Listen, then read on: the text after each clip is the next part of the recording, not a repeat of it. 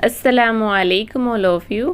آج میں آپ سب کو قصیدہ کے بارے میں بتاؤں گی، تو چلیے دیکھتے ہیں قصیدے کی تعریف۔ قصیدہ نظم کی ہی ایک صنف ہے۔ قصیدہ وہ صنف سخن ہے جس میں کسی کی مدح یا مذمت کی جائے۔ مدح مینس ہوتا ہے تعریف کرنا اور مذمت مینس ہوتا ہے برائی کرنا۔ قصیدے کو خوشامد کا کلام بھی کہا جاتا ہے۔ خوشامد مینس چاپلوسی کرنا۔ قصیدہ عربی زبان کا لفظ ہے جس کے لغوی معنی ستبر یا مغز غلیظ کے ہے، یعنی گاڑھا یا دمدار گودا۔ ایک خیال یہ بھی ہے کہ قصیدہ لفظ قصد سے نکلا ہے اور اس کے لغوی معنی ارادہ کرنا ہے۔ اصطلاحاً قصیدہ اس مسلسل نظم کو کہتے ہیں جس کے پہلے شعر کے دونوں مصرے اور بقیہ اشعار کے دوسرے مصرے ہم قافیہ و ہم ردیف ہو۔ قافیہ اور ردیف کیا ہوتے ہیں یہ میں آپ کو پہلی ویڈیو غزل کی میں بتا چکی ہوں، آپ وہاں پہ دیکھ لیجئے گا۔ آگے دیکھیے، اور جس میں مدح یا ذم، مدح مینس ہوتا ہے تعریف اور ذم مینس ہوتا ہے حقارت۔ حقارت مینس نفرت، وعظ و نصیحت یا مختلف کیفیات و حالات وغیرہ کا بیان ہو۔ قصیدے کے لیے یہ لازم نہیں کہ اس میں ردیف بھی ہو۔ قصیدے کے لیے تخیل کی بلندی اور شوکت الفاظ ضروری ہے۔ غزل کی طرح قصیدے میں بھی قافیہ ہونا لازمی ہے۔ غزل کے تمام مطلع ایک ساتھ آتے ہیں جبکہ قصیدے میں کہیں بھی استعمال ہو سکتے ہیں۔ طویل قصیدوں میں مطلعوں کی تعداد کبھی کبھی 5 تک پہنچ جاتی ہے۔ 2 مطلعوں کے قصیدے کو ذو المطالعین اور 2 سے زیادہ مطلعوں کے قصیدے کو ذو المطالع کہتے ہیں، یعنی 2 مطلعوں کے قصیدے جو ہوگے انہیں ذو المطالعین اور 2 سے زیادہ ان کو کہیں گے ہم ذو المطالع۔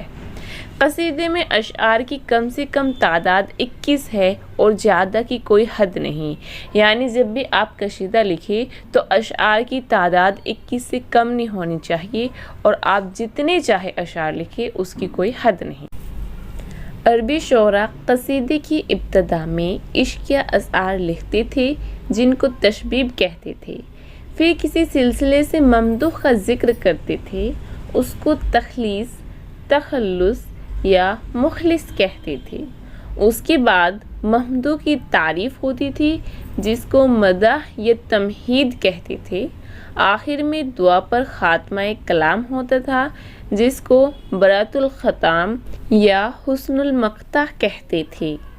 قصیدے کی 2 قسمیں ہیں، پہلی خطابیہ، دوسری تمہیدیہ۔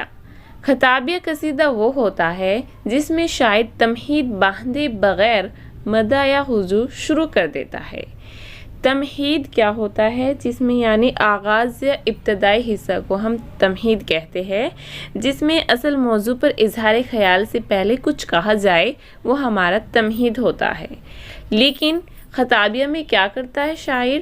وہ ڈائریکٹ کسی کی برائی یا اچھائی شروع کر دیتا ہے بنا تمہید باندھے۔ تمہیدیہ قصیدہ وہ ہوتا ہے جس میں شاعر مدح یا حضو سے پہلے تمہید باندھتا ہے۔ اردو قصیدے کے اجزائے ترکیبی 5 ہوتے ہیں: تشبیب، غریض، مدح یا حضو، حسن طلب اور دعا۔ تشبیب سے مراد وہ اشعار لیے جاتے ہیں جو قصیدے کی ابتدا میں تمہید کے طور پر لکھے جاتے ہیں۔ تشبیب کا پہلا شعر قصیدے کا پہلا شعر یعنی مطلع ہوتا ہے۔ قصیدے کے مطلعے کے لیے یہ شرط ہے کہ وہ بلند پایا اور شگفتہ ہو۔ تشبیب کو قصیدے کا سب سے اہم حصہ خیال کیا جاتا ہے، اس لیے شاعروں نے اس پر بہت محنت کی ہے۔ غالب کو اپنی تشبیب پر بڑا ناز تھا۔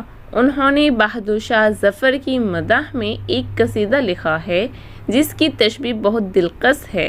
پہلی تاریخ کا چاند انہیں ایسا لگتا ہے جیسے کوئی شخص تسلیم بجا لانے کو جھکا ہوا ہو۔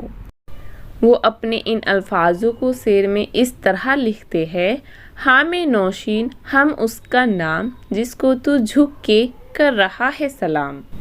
تشبیب کے لیے یہ بھی شرط ہے کہ اس کے اشعار مدح کے اشعار سے زیادہ نہ ہو۔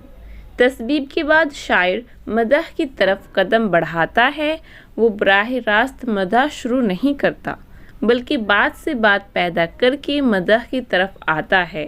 اس بات سے بات پیدا کرنے کو گریز کہتے ہیں۔ گریز کا لفظی معنی بھاگنا کے ہوتا ہے۔ یاد رکھیے گا، گریز تشبیب اور مدح کو ملانے والی کڑی ہے۔ قصیدے کا تیسرا حصہ مدح ہے، جس میں شاعر ممدوح کے اوصاف بیان کرتا ہے۔ قصیدے میں خاص طور پر مدح کے حصے میں شاعر پرشکوہ الفاظ کا استعمال کرتا ہے، اس سے مدح میں زور پیدا ہوتا ہے۔ قصیدے کا سب سے اہم جز مدح ہی ہوتا ہے۔ گریز کے بعد پہلے ممدوح کی تعریف صیغہ غائب میں کی جاتی ہے، جس کو مدح غائب کہتے ہیں۔ پھر براہ راست ممدوح کو خطاب کر کے تعریف کی جاتی ہے، اس کو مدح حاضر کہتے ہیں۔ مدح کی مثال دیکھیے: کل کے قدرت نے کوئی کھینچی نہیں ایسی سبیہ، گو کی تصویر ہزاروں میں مرکہ ہے جہاں۔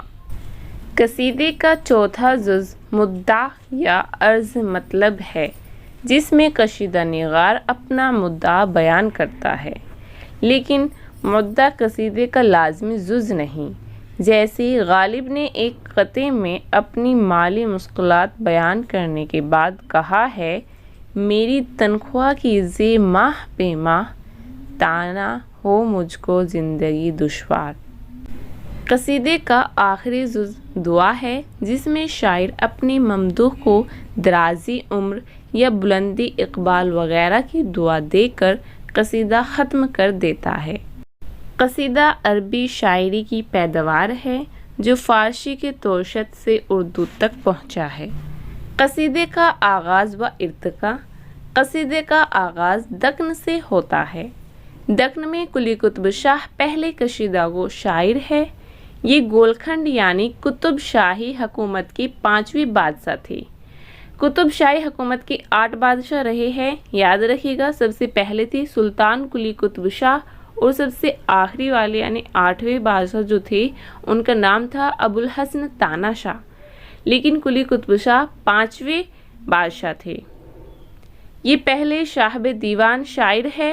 انہوں نے حمد، نعت، منقبت، مذہب اور تہوار پر قصیدے لکھے اور پڑھے ہیں۔ محمد قلی قطب شاہ کے بعد دکن کے سب سے اہم کشیدہ گو شاعر ملا نصرتی ہے۔ ملا نصرتی عادل شاہی حکومت کے شاعر تھے۔ عادل شاہی سلطنت کو سلطنت بیجاپور بھی کہتے ہیں۔ اس کے 9 بادشاہ رہے ہیں۔ سب سے پہلے بادشاہ یوسف عادل شاہ اور سب سے آخری کے بادشاہ سکندر عادل شاہ رہے تھے، یاد رکھیے گا۔ قصیدے کا دوسرا دور شمالی ہند میں مرزا محمد رفیع سودا سے شروع ہوتا ہے۔ سودا نے اپنے والد کے پیشے کی نسبت سے تخلص رکھا۔ یہاں سے اردو قصیدے کو باقاعدہ طور پر رواج ملا۔ سودا کو اردو قصیدے کا بادشاہ کہا جاتا ہے۔ سب سے پہلے قصیدے عربی زبان میں لکھے جاتے تھے، اس کے بعد عربی سے فارسی میں اور پھر فارسی سے اردو زبان میں قصیدے کی روایت شروع ہوئی۔